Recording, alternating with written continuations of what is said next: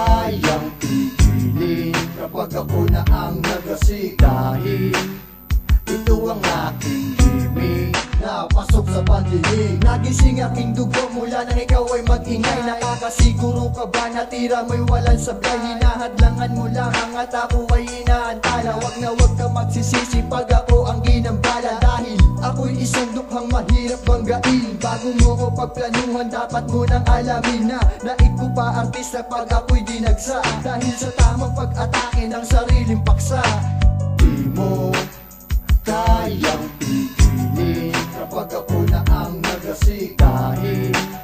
Ito ang aking himig na pasok sa pandinig.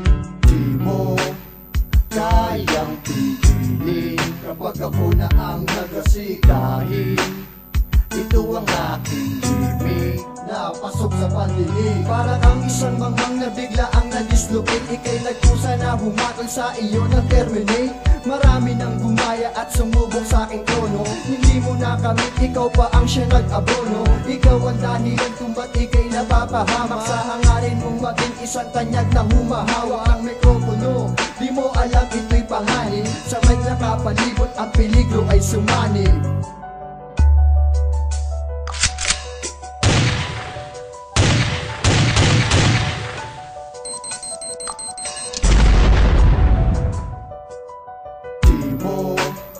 Kayang pipili kapag ako na ang nagasikahin. Ito ang aking himig na pasok sa pandinig. Isang di pa ang agwat, kaya piliting dumistansya.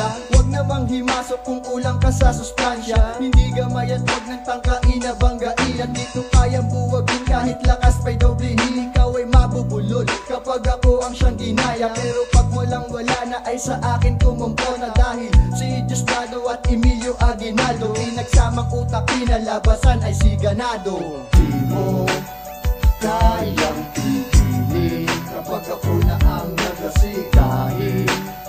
Ito ang aking himig na pasok sa pandinig. Di mo kayang pipili kapag ako na ang nagasikahin. Ito ang aking himig na pasok sa pandinig. Kapag ako na ang nagasik na pasok sa pandinig.